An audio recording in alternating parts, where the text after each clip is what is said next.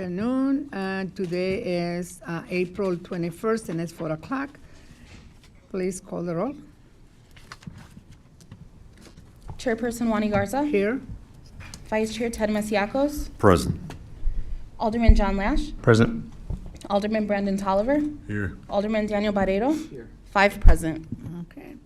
First is approval of the minutes on item 25-0297 from Monday, April 7, 2025. So moved. Motion by Tolliver, second Alderman Barreiro. All in favor say aye. Okay. Public comments? No, we do not. Okay.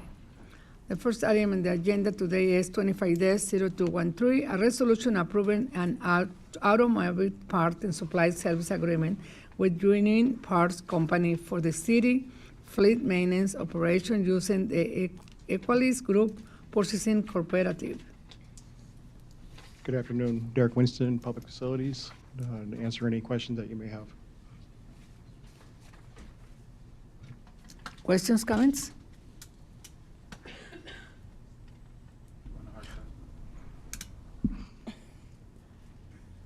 Motion to approve. Okay, motion approved by Alderman Tolliver, second Alderman Barreiro. All in favor say aye. Okay, motion passed 5-0. Next item is 25-0257, a resolution to award a contract to Geneva Construction Company in the amount of $3,440,441.25 for the 2025 citywide street resurfacing West North project. Good afternoon, Tim Widener with the Engineering Division. So this will be one of 2 resurfacing projects. This is how we split it apart last year geographically. So this one contract, the amount was read off. It came in under estimate, so we're happy with the bids. Geneva Construction's done a lot of work in town resurfacing, including our last couple of years of projects. So we've been happy with their work. Let's see. Yeah, one thing to note is we are injecting some Ward 4 funds into the project, so we're asking for a purchase order to be made for an amount slightly above the low bid to account for that work. So I'd be happy to answer any questions. Questions, comments? Yes? The amount from the Fourth Ward Fund Yes. is included in the aggregate amount that we're bidding, the 3.4 Correct, million? yes. Understood.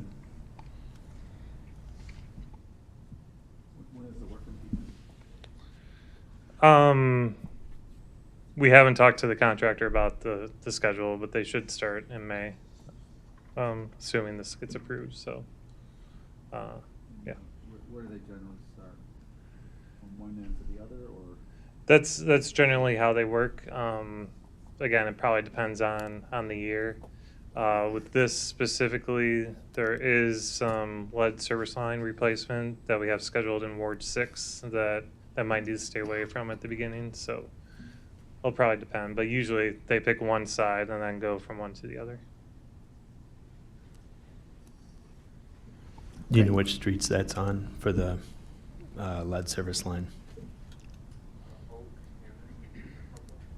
Oak Hammond and a couple others. Thank you. More questions, comments? No? Motion to approve. Second. Okay, motion approved by Alderman Tolliver, second Alderman Lash. All in favor say aye. Aye. Motion passed 5-0. Thank you. Next item is 25-0310, a resolution to award the South Lincoln Avenue and Sims Street sewer separation project located in Ward 4 to H. Linden and Sons Sewer and Water, Inc. to the bid amount of $179,748. Good afternoon, Kurt Muth with Engineering Division. So this area of Lincoln and Sims is bound by cemeteries on 2 sides. There's a restaurant on the other. It's a fairly short stretch of run a storm sewer pipe. We were actually looking to do this initially in the next year or 2, but televised the pipe that's currently serving those inlets, and it's partially failing, compromised, and it didn't make sense to go doing a repair and then eventually abandon it in a year or 2. So we're expediting this little intersection, which is another reason why we bid it out separately and didn't lump it in with other projects. We got 5 bids with Linden being the low bidder. They're pretty tight together, and they're looking forward to get started on the project pretty quickly. So shortly after city council approval, they'll be getting started on this. I'd be happy to answer any questions.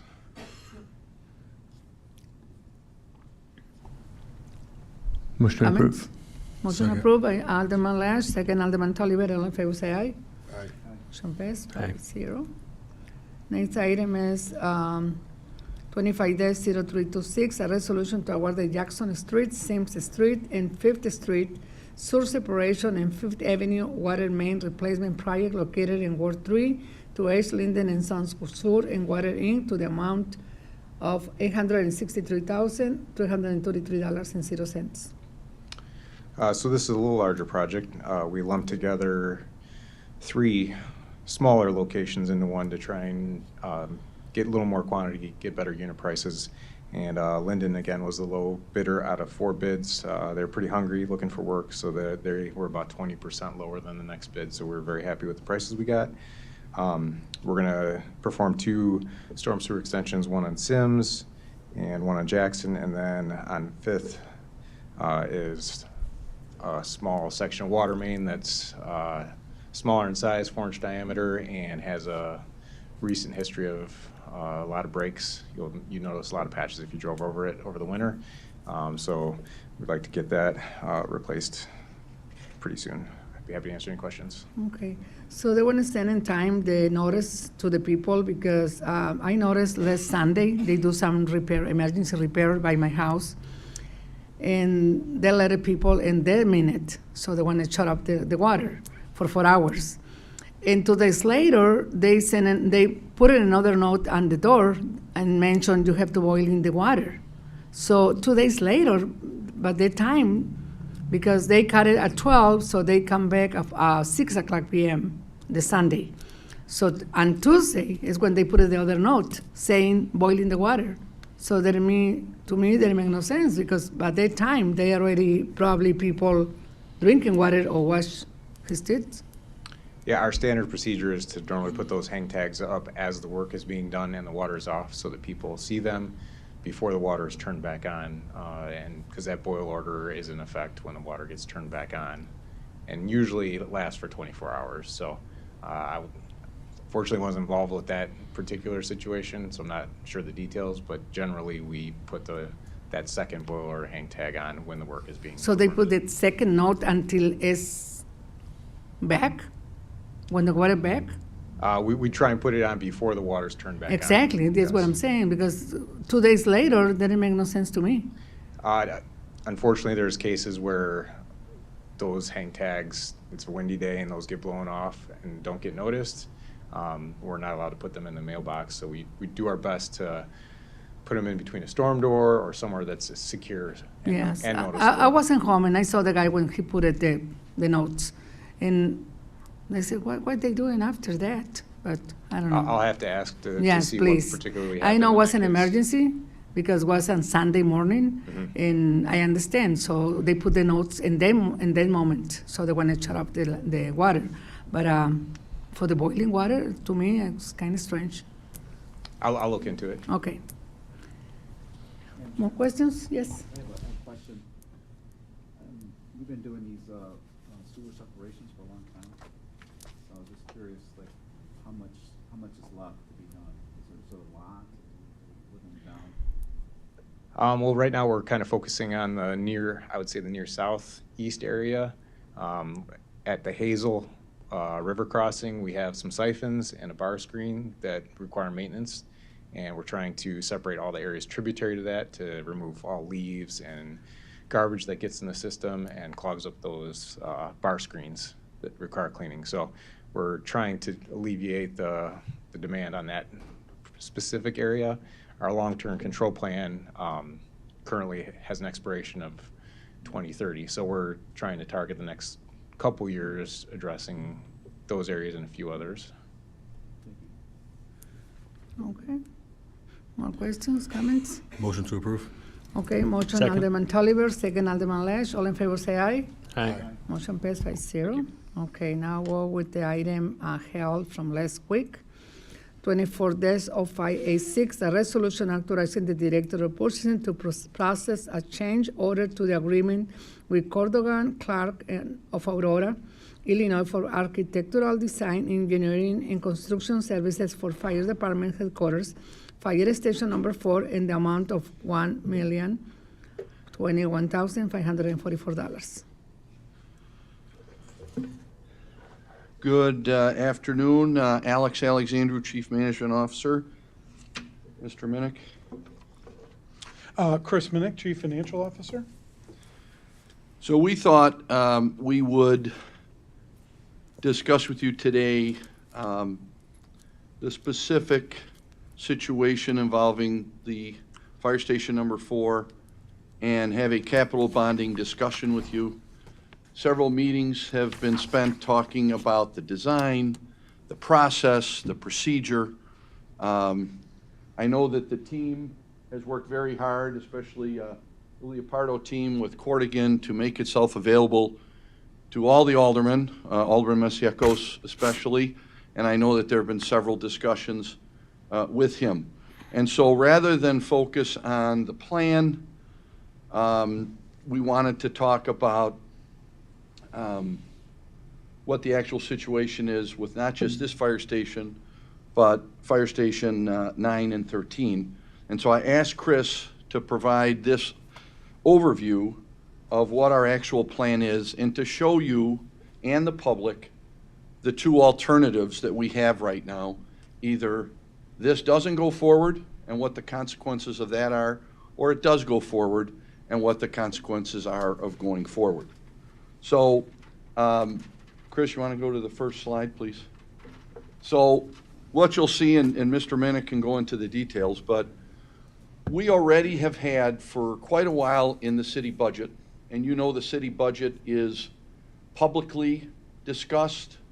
We go through a number of finance committee meetings where we talk about especially capital projects. And so you'll see on the left-hand side there, 1, 2, 3, 4, 5, 6 projects. I believe you should all be familiar with those 6 projects. Fire Station 9, which is well underway. Fire Station 13, also underway. Farnsworth and Bilter, the team from engineering, has been before council a number of times, and properties being acquired right away. The approval was given for the amount. River Edge Park, also another significant project that the city council has approved, that was discussed publicly and has been in budgets and is well underway. And then you see the Public Works Facility final payment. That is the final payment. There is no smoke and mirrors there. That's the last obligation we have to complete payment for the new facility. So all of those are programmed in.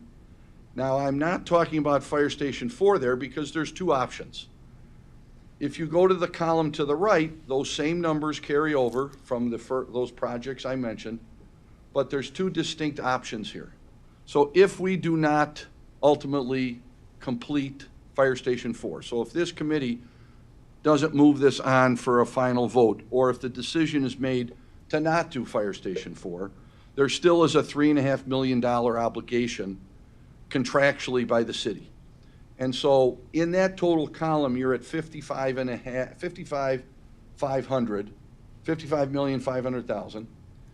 If you go forward with Fire Station 4, those $5 amounts that need to be funded stay the same, and Fire Station 4 is $35 million, for a total of $87 million. Good question.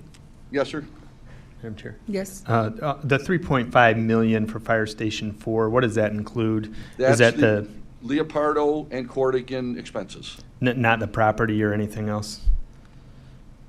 The property? Purchase of the property? Or do The we Fire already? Station 4, we own that property. It's right next it. to Yeah. the police station. We've owned it Okay, for 15 or 20 years. thank you. So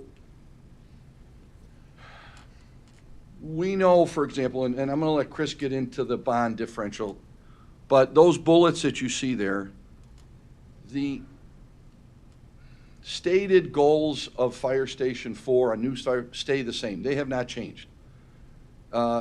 we have had a number of discussions about the city capital improvements project which the council has, like they have every year, has approved. We'd like to complete that in the 2025 budget process. We also have talked extensively about the fire station service area analysis that begun in '21. We know that this location is one of the three that was identified as a critical area to fill response gaps. The other two being Station 9 and Station 13. So Station 9 and 13 are well underway. Those fit two critical gaps in our coverage. And I think last meeting or the meeting before, Chief Kaufman showed you those charts that showed where all that came from. We know that overall, if we complete Fire Station 4, given what else we have to do in the alternative, we're going to have it's the lowest added cost to do Station 4. If we don't do Station 4, for example, we have to spend $1 million minimum at the existing Station 4 for upgrades. We also have a woefully, the technology at EMA we know needs upgrading. That's another $1 million. So keep $2 million in your pocket or on the side of your tablet there. Just put that aside, $2 million if we don't do anything. On top of the $3.5 million that we need to cover the contractual obligations for our contractors. So we also know recently North Aurora put out a fire headquarters bond for their new fire station, and Chris will talk about how that relates to what's below in the amount. But we also, many years ago, 15 or plus years ago, the city invested heavily in public safety at the police building right next door. And so for years, other than individual fire stations, I think the last one was Sevens, is that right? Sevens, we've now just built individual standalone smaller stations. But as you know, or I can remind you, that this station is not like the others.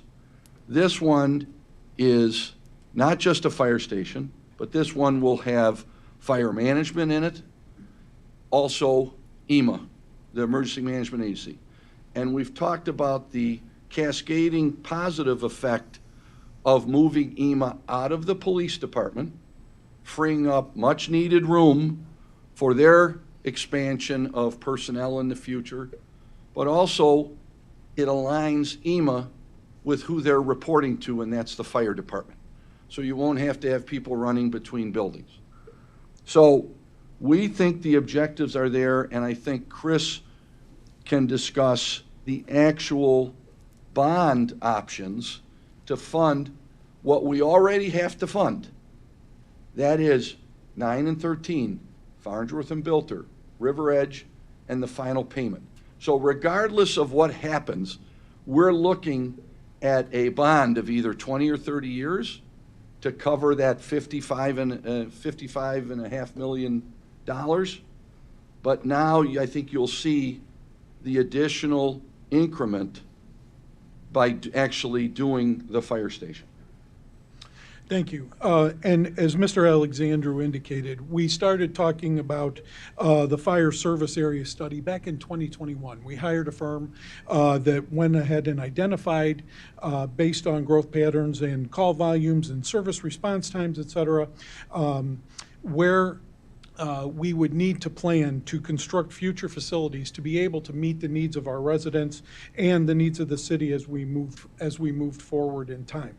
A little more recently, well, as we went through the years between 21 and currently, we went in and started refining those dollars, refining those thought processes, and additionally, took a look at a building capital improvement program, which we discussed in some detail as part of the 2025 budget process, acknowledging that there were likely to be a couple of takedowns of general obligation bond issues to complete the infrastructure projects that had been identified during these processes as we have gone along. And in fact, during January of 2025, we did complete a general obligation bond issue. The total issue was approximately $40 million, a little less than $40 million, but only about $21 million was responsive to this particular capital bonding plan. The other projects that were financed out of that were not intended to be part of this capital bonding plan to be covered by the levy. So we, as Mr. Alexandru indicated, we do have two columns on that particular on the particular slide that's in front of you. The column on the left that starts out as no FS4 simply looks at the no construct option. If we do not construct fire station number 4 and we proceed with the general obligation bond issue to cover the contractual costs that we already have incurred, we're looking at $55,500,000. If you look at the number right below that, that translates into an annual debt service of just about $4.25 million, a little more, about $4,266,000 on an annual basis. When you take a look at the EAV of the city, the EAV of the city is it's just under $5.9 billion. That translates to a rate of 7 cents per $100 of EAV, meaning that the monthly impact to the $300,000 property would be about $5.68. Going farther down in that column, if we were to take out a 30-year bond instead of a 20-year bond, which is an option due to the life of the significant buildings and infrastructure improvements that are planned as part of this financing, specifically fire stations 9 and 13, as well as River Edge Park. We know those facilities will be there for 30 years, so a 30-year bond would not be out of the question. That would result in a debt service payment of about $3.6 million on an annual basis, or a monthly impact of about $4.81 to the owner of that $300,000 property.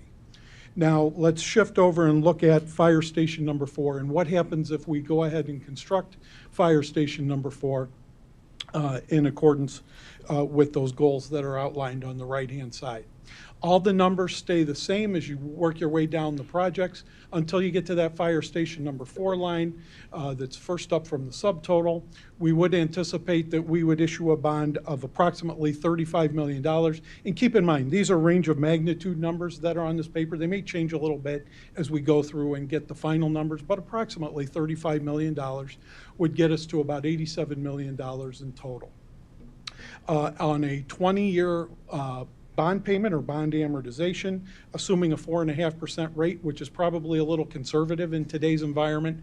The last bond we had actually went out at about 4%, which would save us a little bit more money. But in any event, we would be looking at about a $6.7 million annual debt service payment, assuming 4.5%.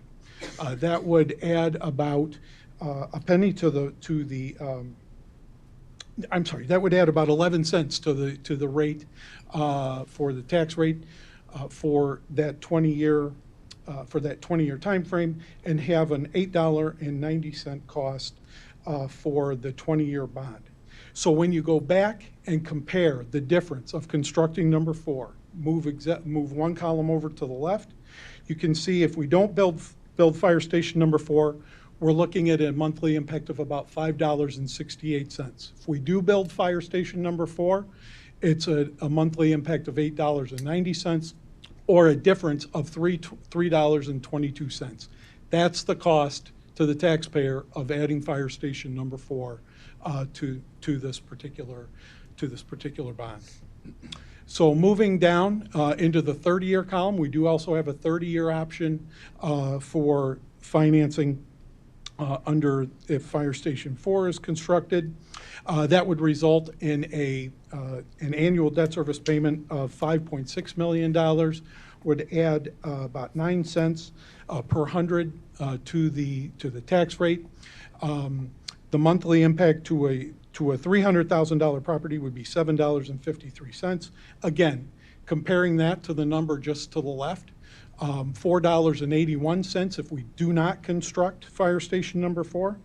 That would be a difference of $2.73, or another way to say, the incremental cost of adding Fire Station number 4 is $2.73 for the owner per month for the owner of a $300,000 property. I would note, Mr. Alexandru talked a moment ago about the North Aurora Fire Protection District. They did have a bond issue that they had done recently, and that particular facility added $7.35 monthly to the owner of a $300,000 property. So our incremental cost is significantly lower to add Fire Station number 4 in our new headquarters than was experienced just to the north. And Chris, if I may, so just to recap, we are likely to recommend the 30-year bond, given that these facilities are significant. We're expecting them to last 30 or more years. And so the levy is going to be increased by that amount down there, because we are well on our way and we're obligated to cover everything except Fire Station 4. So think about it this way.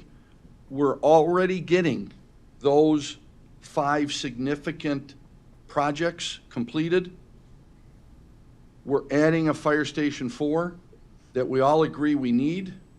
I think we've generally agreed on its purpose.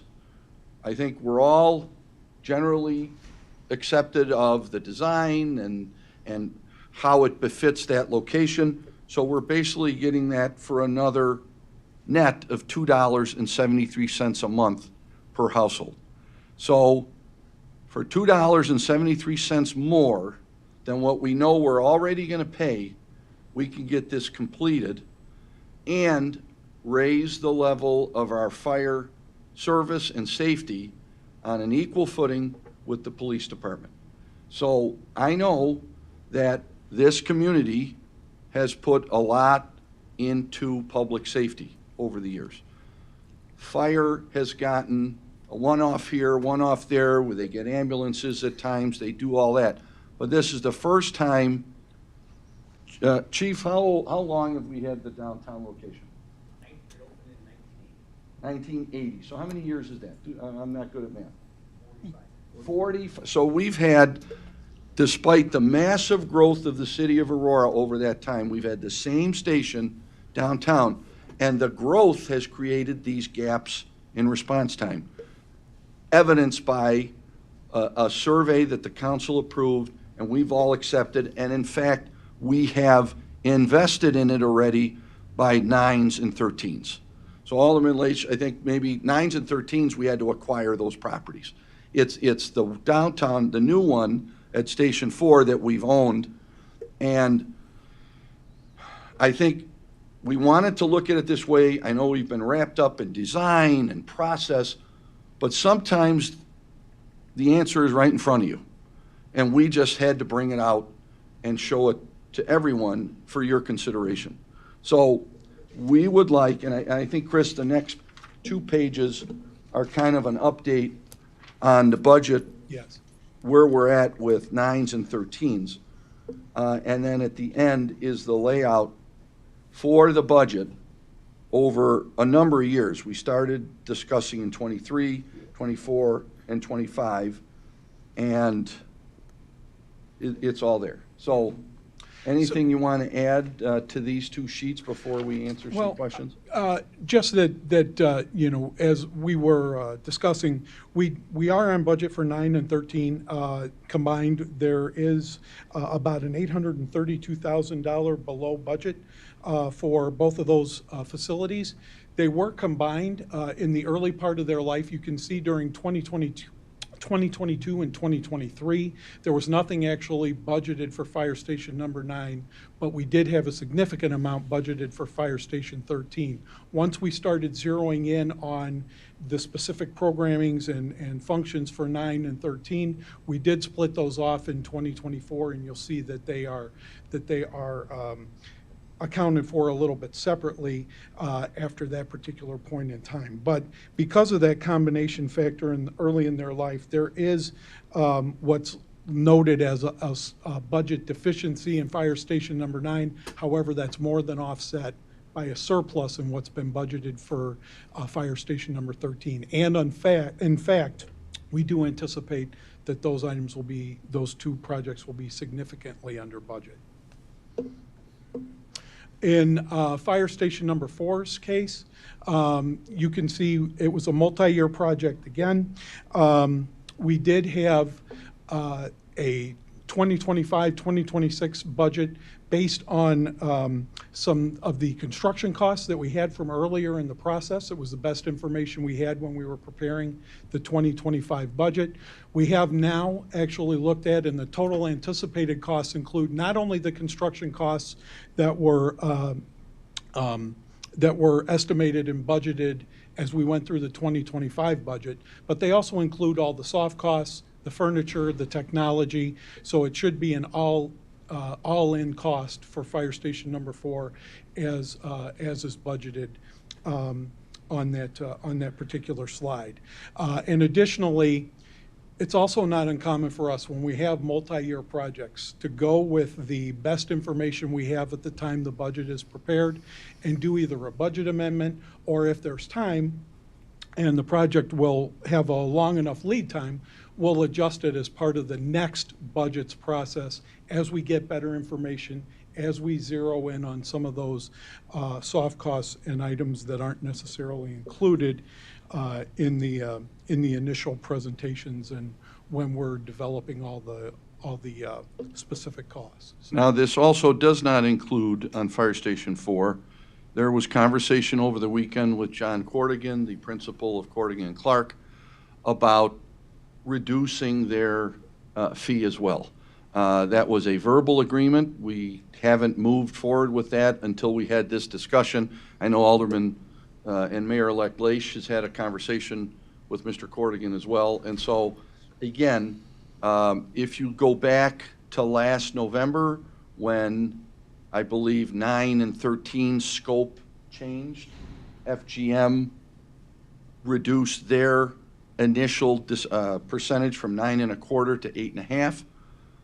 And so Cordigan and Clark indicated they would do that as well if that was the request of the council. And those numbers are not that adjustment is not reflected here, but we could certainly do that before COW. Okay. Comments, questions? Yes, Jen? Sure, thanks. Just to be clear, on Station 4, the existing Station 4, you said we'd be spending $1 million. It's my understanding we need to spend that $1 million either way, correct? I mean, we're keeping it and we're using it, which means we need to invest it to fix the leaky windows and other parts of it. Well, I think there's a way we could perhaps delay some of that, reprioritize some of that if we knew that a new station was coming. And then what's the $1 million that would go to EMA to accommodate their space if we choose not to go That with? would be to upgrade the option A? entire technology in the room. Because it's the original technology from what year, Natalie? So 15, 18 years ago? Is it 20 years old already? 2010. And then what was the bond rating for North Aurora, or not the rating, sorry, the percent, that 7.53, whatever it is, it's not in front of me anymore, so. Yeah, it's $7.35, and I don't have that information in front of me, but I can find it. I'll let some of the others go. Yes? Wallace? Then? Yeah, so I'm the new guy, so I'm going to take advantage of that to ask a question that I probably should know the answer to. And so that is, when we started this process, I think it was conveyed that this would be not just a fire station, but also have fire command, the central fire station moved. Correct. And then also EMA, was that also part of the original discussion? Not at the original onset. That came later. But that was known last year, because I do recall. Correct. meetings where the information was brought up. I know I had a ward meeting, and that was brought up, and we saw renderings of the, you know, the new station, and so I think it's been known for some time. That is correct. So this is not a surprise, other than knowing the actual cost. Of I what think it would- other than finalizing the costs with what's been designed and brought forward, you're correct. And the other thing too is there's been some questioning about different things that are in the station. And it's just my understanding that the city is the client. And in this case, the client is the fire department and EMA, which includes EMA. And so the architect sits down with the client and asks, what are your needs? What is your vision to make this functional building for your needs? And then they design accordingly. So that isn't our job to determine what is needed or not needed. I would certainly hope that the city rep that was sitting and meeting with the architects was presenting, you know, the city, representing the city, to make sure that we got a building that we needed, but not one that was excessive. And so that, I think that is something that I think we always endeavor to do, because we you know, money, you know, there is a finite amount of money, and we have to balance our resources with competing needs. And also the space was also a small space, and we can only do so much on that space. And I would add that as we went through the process, the architects did come back with, I believe, a first blush of the space, the costs, and those items that they had recommended based on their analysis. And one of the first things that we did as a staff is, where can we pare down, and where can we gain some efficiencies, reduce the actual footprint of the building? And we actually did that as part of the process as we went through with the architect, kind of their first draft after it had been determined that EMA would be a function of that as well. And I don't remember off the top of my head the number of square feet that we Took over 3,000 square feet off the original. over 3,000 square feet, since Chief McCabe's not at the microphone. And that's great information. Unfortunately, we're not privy to that, to see that there was some movement in that direction. Well, Alderman Barrow, everything you said I agree with 100%, that happened, but I'll add what additionally happened. Both architect firms that we hired, for all three of them, also brought back significant experience and market data from other communities, best practices. So what, you know, and the team toured various fire stations for each of the respective architects' projects that they successfully completed. So it's a combination of what do we need for the short term, but we made it crystal clear that we expect this to be a building that'll last for 50 years, because we know the significant investment up front. So the decision to bring EMA was actually after my participating in a number of these meetings, and it became readily apparent when we were also talking to the police and looking at the police future needs, that it made sense to bring EMA over. So the original building was one story with fire management, you know, central command and firefighting, right? So bringing EMA under it, that's where the team sort of pivoted, and then it made sense to do a second floor versus all on one level because of what we need on the rest of the property. Parking, getting the large apparatuses in and out, fueling, and then adapting or inserting this new building and property into the security of the campus with the police. And so there were fencing issues that all got resolved. And so we're very confident, like the police building when it broke ground and then it ultimately got approved, that it's a state-of-the-art building that will stand the test of time. It will serve the community well and serve the departments and be an attraction for fire and EMA, like the PD building is.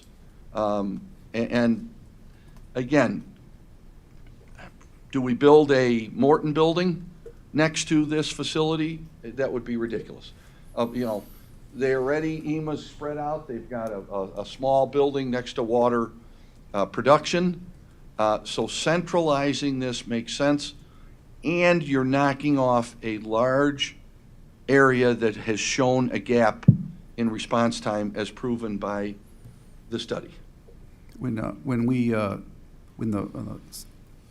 police headquarters was built, EMA was part of APD at that time. Correct. Is this the long-term plan for EMA? They're not going to go back to PD? No.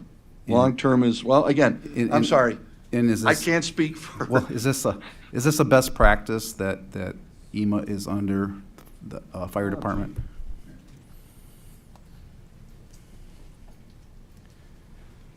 Hi there, Fire Chief Dave McCabe. So when Chief John Lehman was the fire chief in 2014, it was decided because of the way that emergency management operates, they follow the incident command system, very similar, same as what fire departments do, that it made sense for EMA to fall under the fire department. City Hall agreed, and that's when EMA was brought over to the fire department. So they've been in the fire department since 2015. So it's not a knee-jerk reaction, it's not a short-term thing, and I don't anticipate it changing. In a lot of smaller towns that, when you get into little towns, very often the fire chief is also the emergency management agency coordinator, just because of the similarities between the two. Thank you. More questions? Yes? Madam Chair, thank you. It's great to see the numbers here, Mr. Minnick. Appreciate it, even though it's here on our third meeting, this type of presentation as well. I appreciate the presentation the previous week.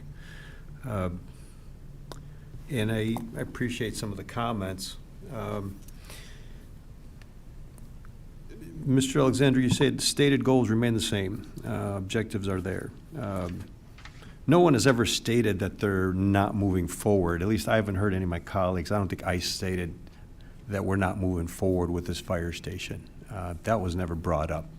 I'm not sure why we're discussing not moving forward, but I appreciate Mr. Minnick's added context of what happens if we don't move forward.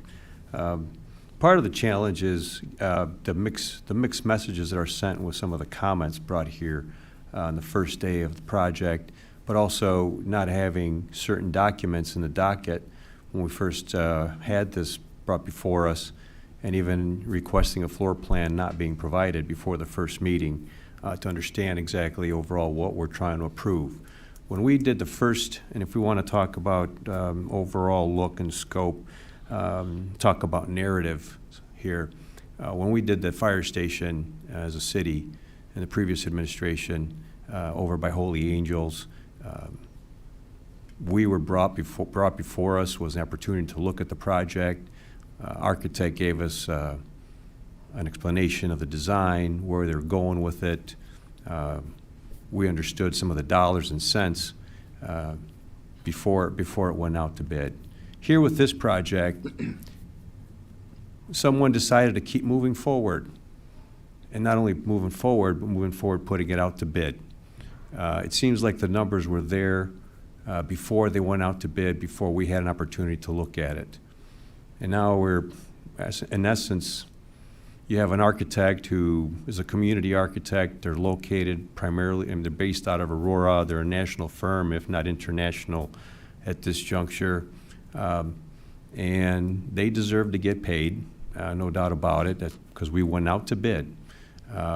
City Council never had an opportunity to look at those numbers, or maybe to even add input of how we move forward. And that's part of the challenge, and you mentioned that we invested heavily on police station. But we also invested in sustainability features. And if I'm correct, about a little under 2 years ago, at a COW meeting, it was a nice presentation about sustainability at the city council level, committee of the whole. And I did mention that it was an opulent opportunity, a great opportunity, to have our sustainability board to get involved in helping provide some guideline, some framework on how we proceed with sustainability as well for some of these projects. And to see that you have renderings with solar panels on the building, solar panels on the ground, for example, and someone made the decision not to go forward with it without having any additional insight by city council, or at least have our sustainability board involved in it based on nobody providing information. A little bit of a challenge here as well. It's not about sometimes telling us what's good and everything's above board on what you're doing in your process, but at the end of the day, we have to approve dollars, and we have to look at the budget, and city council is responsible for saying yes. Let's keep moving forward, and there's some additional, it's not always about what's not in it or what's in it, but it's also what's not in it. And that's the discussion we're not allowed to be in. We haven't been given opportunity to when you're above budget. You're going from a project that was estimated initially at 15 million, and now we're well over 30 overall. And that's the crux of it. And I'm not quite sure. We're here trying to get wrapped up in design and process. I mean, I don't think it's a bad thing to ask, when did we know when it was going to be double the price? That's not about getting involved in process. That's just trying to understand how we got to the point, trying to understand our history in this whole legislative proposal before us here. And I think that's a very fair question to ask. Wasn't answered last week. Somebody still from staff hasn't given us that answer as well. When did we know? But at this point, it seems like we want, my colleagues, at least one of my colleagues here, wants to keep moving forward with it. In this juncture, I'm not sure. Maybe I may not be correct about it, but you know, it's great to be able to give budgetary updates to the council, I believe, especially when you have a project this important, this much, 100% expansion in scope. When you have a fireman that comes before us, his job is to come present. Fireman's job is to put out an actual fire. And I even said it afterwards off record, maybe even, get a cat out of a tree. But this is a type of, I look at as a type of fire. They're not equipped, and they shouldn't be the ones coming here presenting and trying to answer the questions that we may have at the committee level. So, again, it's a little bit of the cart before the horse. Even this presentation had been, and last week's presentation might have been better off the get-go, or maybe even last year as well. But here we are, and trying to define the narrative here on how to move forward. And I'm not going to tell you I'm very comfortable with it. And that's where I'm at this point. I don't want to keep beating a dead horse and start asking more questions, because I don't know if they're going to be answered, because I'm still waiting on answers from previous meetings. So, well, Alderman, if I can address some of that, there's a lot to unpack there, but I'm not quite following your narrative, because there have been not only significant public discussions, where not just the fire command expressed why and what was in this design, but our experts that we've hired, both Cordigan and Leopardo. We also had a meeting at the Alderman's office, a significant one that you and Alderman Leish attended. A lot of questions were answered. We went through process, procedure, plus the budget. This didn't just come a week ago. These numbers have been in there since 2024, every year. And you may have a disagreement, because you've been upset about the Phillips Park Master Plan, and you've came to the administration. If I may, I didn't interrupt you. No. If I may finish. Interject. No, that does not. We're talking about a fire station and here. I'm talking We're not about, talking about, and I'm not you upset. are questioning I ask questions, the current period. No, we're not gonna administration's go down this way. philosophy on how it governs. Master plan, you never provide one. What I'm telling you is, this is a consistent theme, but on Friday, I asked them to reach out to you. They didn't hear back from you. Today, they heard back from you. And who talked to Alderman Masiacos today? Can you come up here, please, Craig? So whatever questions you've had, we have attempted to answer.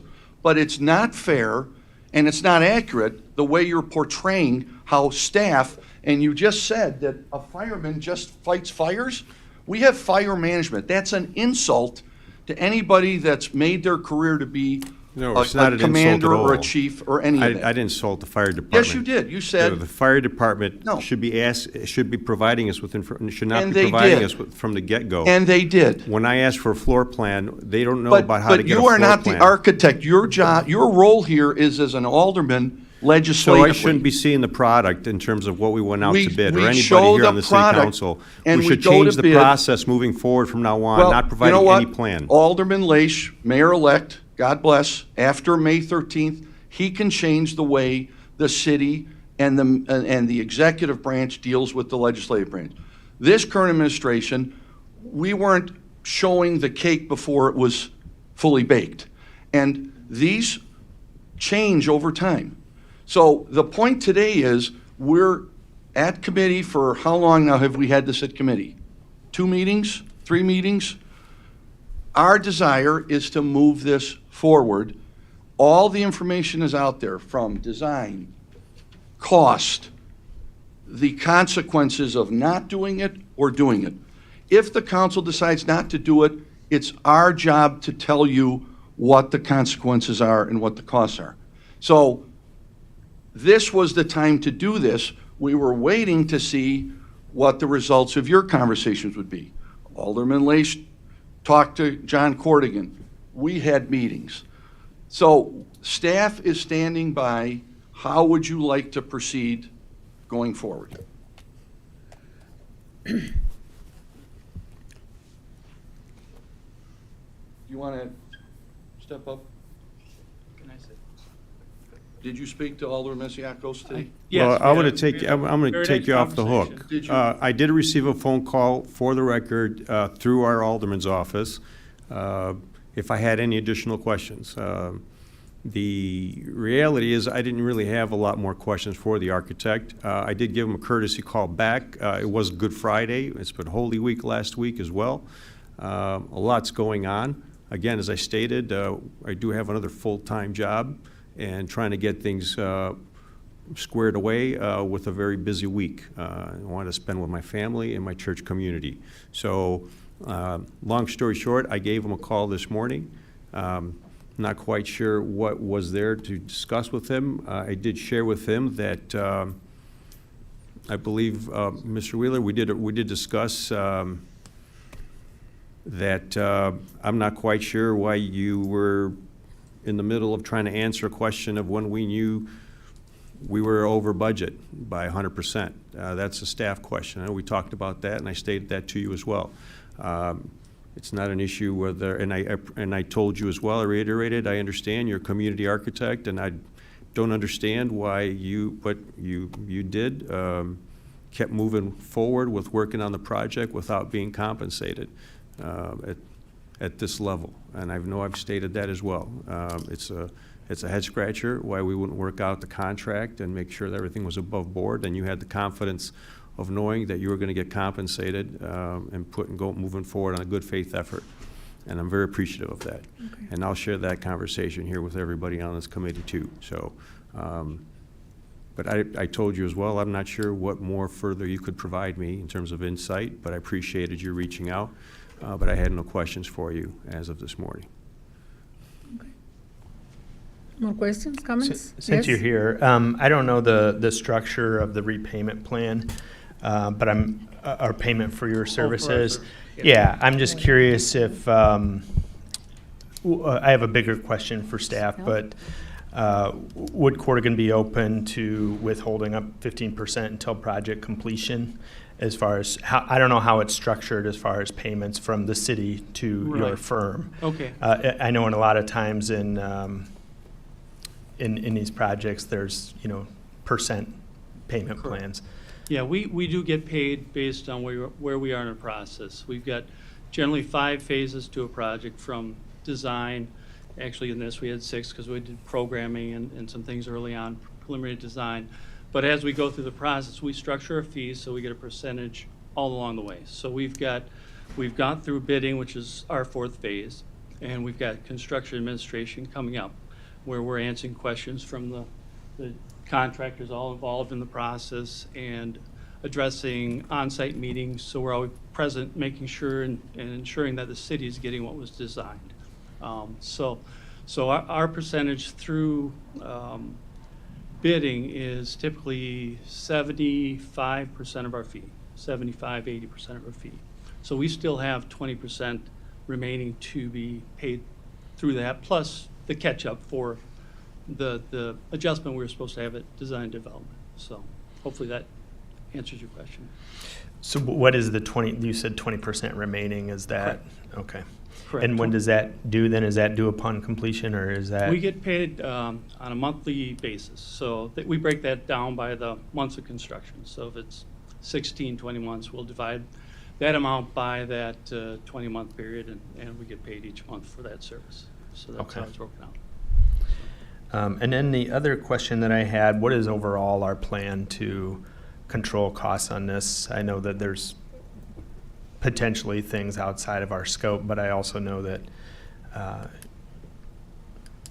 So that would be Leopardo's job, construction, Alderman. Construction, well, we've talked about the potential for increases, unanticipated increases, and I'm just curious what the plan is should things start to spiral out of control on as you go through the process. Thank you, Alderman Lesh. Lee McMillan from Leopardo Construction. So to answer your question, we took bids on February 28th. The bids are held based on the bidding documents from the city. Procurement rules require the bidders to hold the bids for 90 days. That is over on May 29th. So the best course of action to mitigate costs is to approve the guaranteed maximum price, which then allows us to then go out and execute subcontract agreements with all of those bidders so that they are able to go in and lock their prices with their suppliers. And that is where you mitigate all that risk related to the tariff concerns. If there were not tariff concerns, the main thing would be just locking them in before the 29th period, because they can basically walk away from their pricing at that point. But it's just more heightened right now because of what's going on with the tariffs. So that's why we're recommending that you lock it in sooner. The guaranteed maximum price essentially is just that. It's a guaranteed maximum price for the hard construction of the project. So when you lock all that in and we're able to turn around and lock in the subcontractors and they execute those agreements, you've mitigated all of that risk. But until you get to that point, the city is exposed. What happens if this comes up to 36 million? What happens? Yep, we get to the end of it, and Craig, I know we've had this happen how many times when I was on the school board, right? I can't, it was almost every big project you guys had to come back to the school board because the cost went up. Let's hear it out. So it depends on what causes that situation. We don't typically, we have not had a project come in above a guaranteed maximum price. So once we lock in that price, that's a given. We move forward, we lock everybody in. If we're not able to lock in subcontractors, or if some of them try to walk away from their bids, then the exposure for the city is that you can go after their bid bond if you do this before the 29th. If you do it after the 29th, then the city is completely at risk for the whole thing. But if you award before the 29th and they choose to walk away, you have a 10% bid bond on every subcontractor. And that's the recourse that you have. Obviously, it's a business decision for those subcontractors because they may look at what it's going to cost them if the tariff is so bad that maybe walking away from a 10% bid bond is the best thing for them to do. But those are your mitigative strategies. After the GMP is locked and all the subcontracts are executed with the subcontractors, then if costs are incurred on the project that were within the scope of the guaranteed maximum price, that comes out of the construction contingency and is entirely controlled by Leopardo. That risk is ours. That is the risk that you've transferred to us. That's a construction manager at risk delivery method. For costs outside of the guaranteed maximum price, which are not something that we are managing or controlling, we're coordinating those things. That's a different story. I don't know what the other issues were that you experienced with Cordian on school district projects. I'm not even going to pretend to understand what those might have They're been. not new construction, so. Okay, then there might have been some unforeseen conditions or something like there that you are anticipating. Different situation. Alderman, for those costs that are outside of the scope, we have included in the $34,899,000 that's referenced there. There is an owner's contingency that is part of those costs as well. I believe it's a little over $1 million that would be available. So in the event that there were something that we would run into, oh, and I should back up.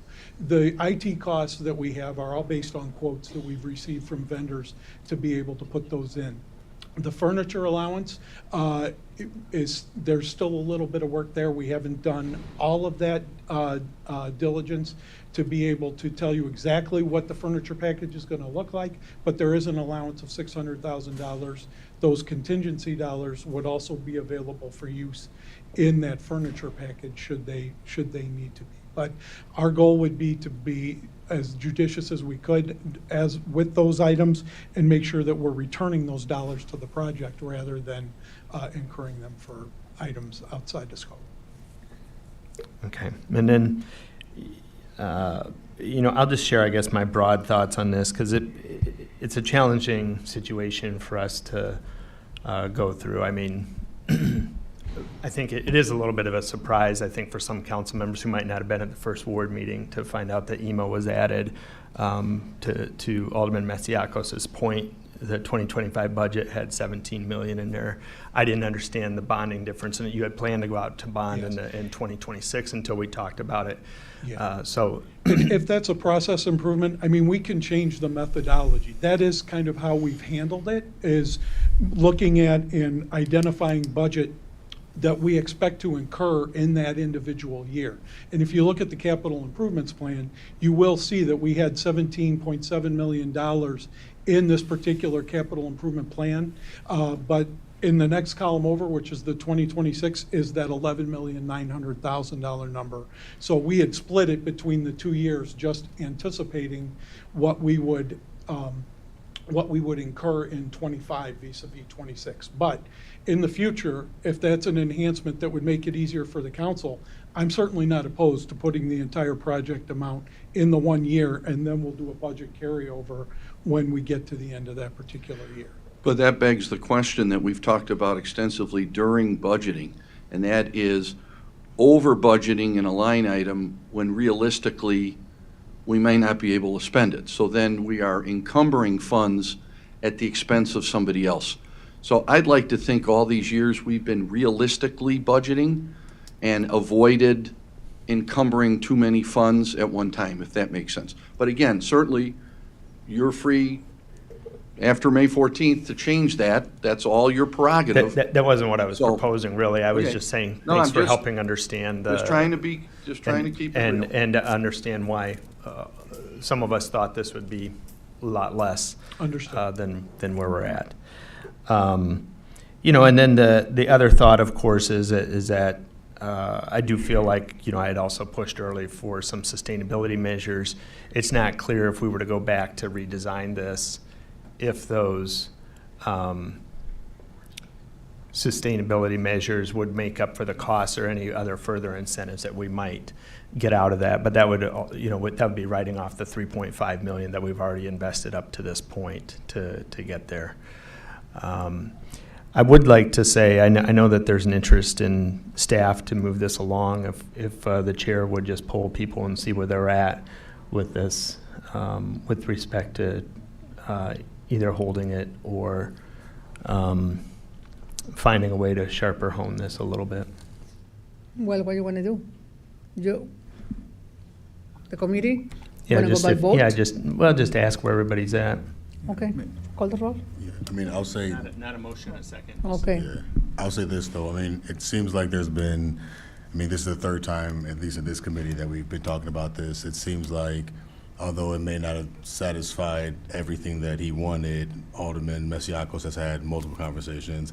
Seems like Alderman Lash has as well. What I would recommend is moving this forward so then that way the entire committee can vote on this. I don't see a point of holding it here to have a fourth conversation about this in a couple of weeks. So that's just where I stand on this. Okay. So it's a motion? A second. Yeah, so, this CIP, C-135 has the multi-year, glance at this, so this was in the 2025 budget process. Correct. So it's not something that should be total surprise to us if we were looking at that information, back in the fall.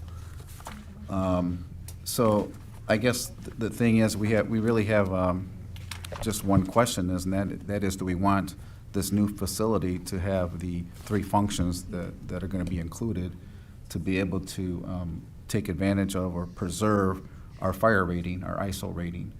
I mean, that's the big question. So I think the reason that we moved the other two stations, that we're moving two stations and building a new one, is to preserve and keep the ISO fire rating that we have for the benefit of residents and businesses, to keep their insurance rates low, and also to have response times to provide good services for our community. So the only question here is, are we talking about redesigning the facility, which doesn't necessarily guarantee a cost savings? We could go out to bid and pay more money, or we could delay this and pay more money. So for me, I don't see an issue in moving forward with the current plan. So to answer that real quick, I guess there is a potential that you redesign it in a more sustainable manner and then attract some grant dollars available to offset some of the costs, but I think you're probably not going to make up that $3.5 million. And the cost of the actual construction might come out a little bit higher, but there's no way for us to, it's all a guesswork until we have some sort of assessment about it. But looking forward as to how I would do it differently, that's what I would be looking to do, is to push a lot of the sustainability initiatives and probably get rid of a lot of the glass and very nicely well done, designed facility. And then, make it more functional. But you're probably, it's a gamble as far as cost plus the loss of the $3.5 million, just to share my thoughts on it. So at this point, we Madam want. Chair, real quick, I'd like to chime in. Everybody's had an opportunity as well. I just want to say, Alderman Tolliver, it's not about what I wanted. It's about trying to understand where we're at. How do we get to this point when no information was provided us up until it was on our docket? So I understand where Mr. Barrero, Alderman Barrero, also has expressed, and I have no concerns with what he says. My only concern is sustainability has been, at this point, just a buzzword. How do we move forward with this building? And we're looking at costs for just today. The reality is, there's no guarantee that it's going to go up in price if we do a redesign of some elements, or add elements in regards to make it a more sustainable site and a more sustainable building, which have the potentiality over 57 years have a certain rate of return. So that's the crux of it.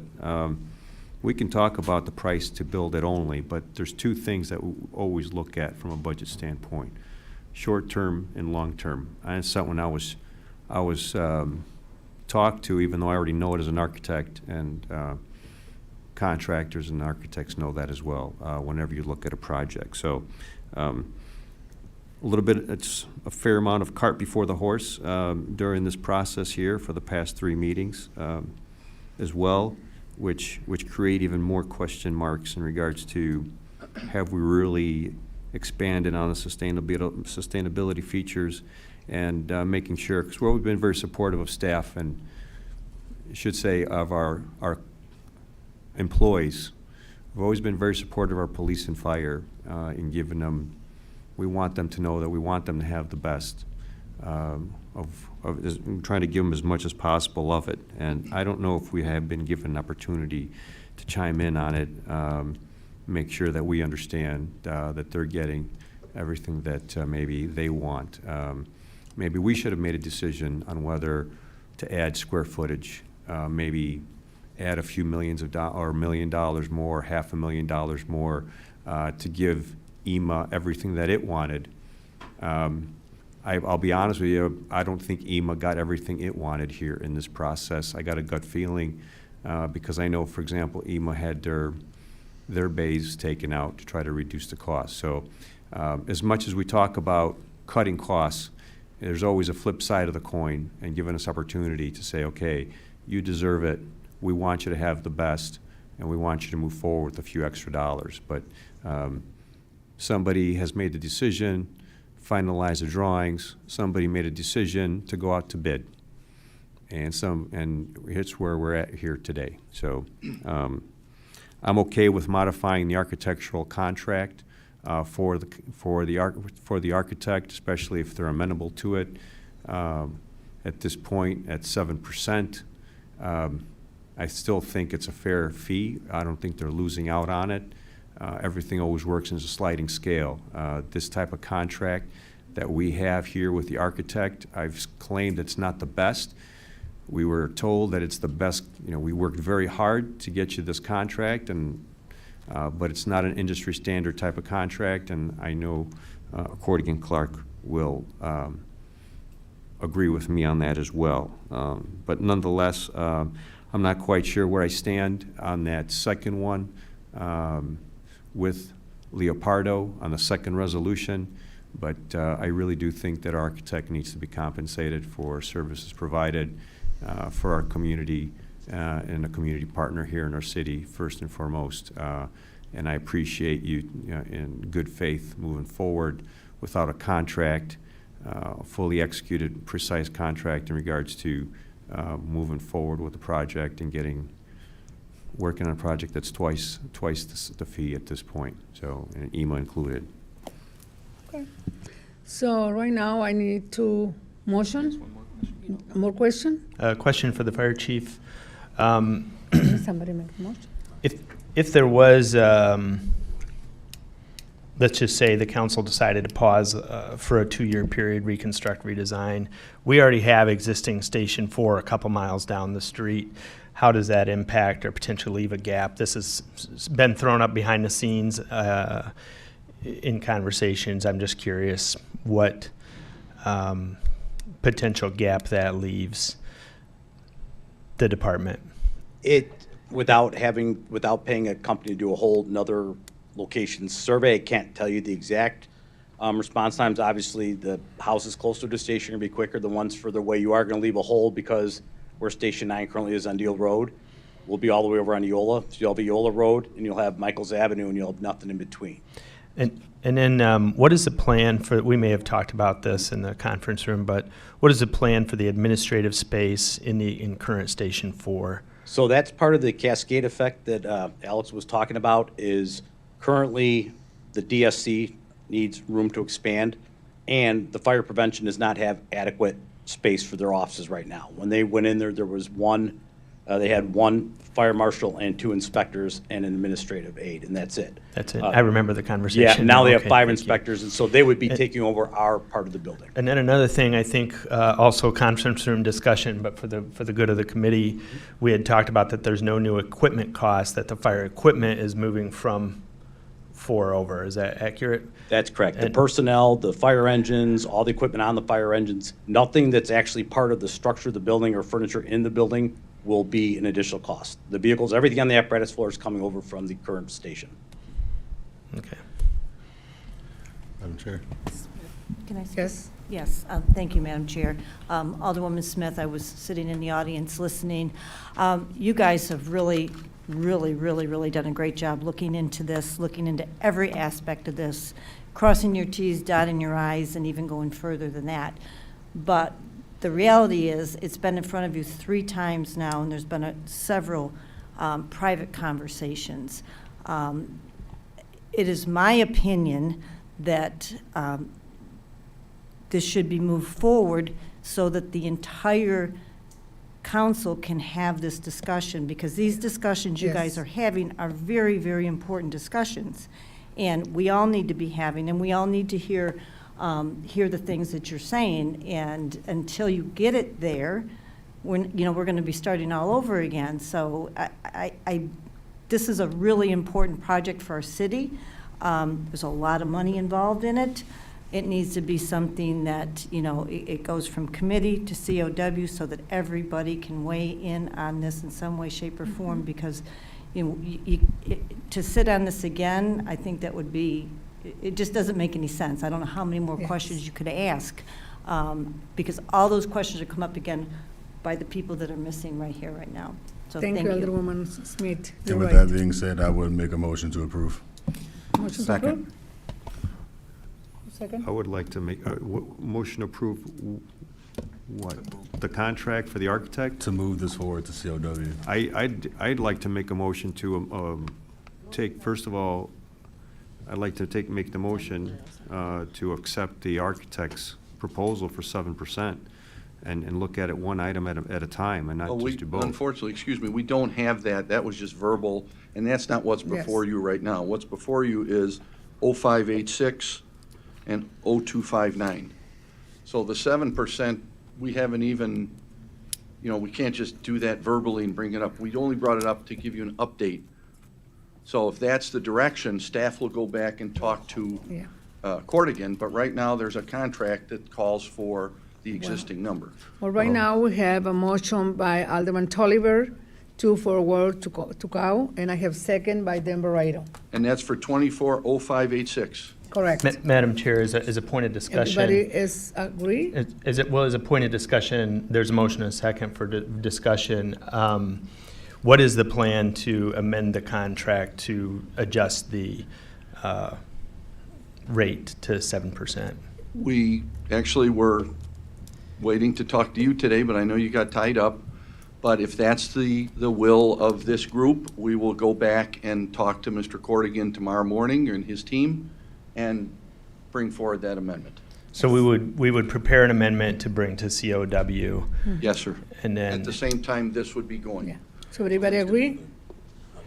And then the only other thoughts that I would like to add under the discussion is I do appreciate the work of staff, one, to get us here and to accommodate. Thank you. To Appreciate that. accommodate myself, Alderman Masiacos, and others, and certainly Cordigan and Clark for your flexibility and discussions over the weekend and so forth. And then also I want to say thanks to Alderman Masiacos for pushing the due diligence and asking all the tough questions that your expertise has brought to the table. Okay, so everybody agree? Say aye. Roll call. Roll call, okay. Chairperson Wani Garza, Yes. Vice Chair Ted Masiacos, No. Alderman John Lash, Yes. Alderman Brandon Tolliver, Yes. Alderman Daniel Barreto, Yes. Okay. 4 yes, 1 nay. Okay, let's go to the next item. Next item is 25-0259, a resolution authorizing payment to Leopardo Construction in an amount not to exceed $29,484,587 with an additional 5% contingency for the construction, the new headquarters fire station number 4, consistent with the scope of work authorizing by resolution R 24-284. I'd like to make a motion that we move this agenda to Cal without a recommendation. You make the motion? Who's second? Second that. Second, Alderman Tolliver. All in favor, say aye. Roll call. Call roll. Okay. Chairperson Wani Garza, Yes. Vice Chair Ted Masiacos, No.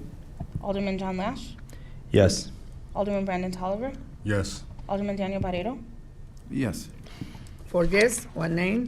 And Madam Chair, I want to say that if we could continue, if there's additional discussions from alderwomen or aldermen or alderwomen moving forward in advance of COW that we try and facilitate discussions with staff or any other concerns that we might have the flexibility to bring those concerns forward between now and COW. You're talking about this item in, Both agenda items. okay.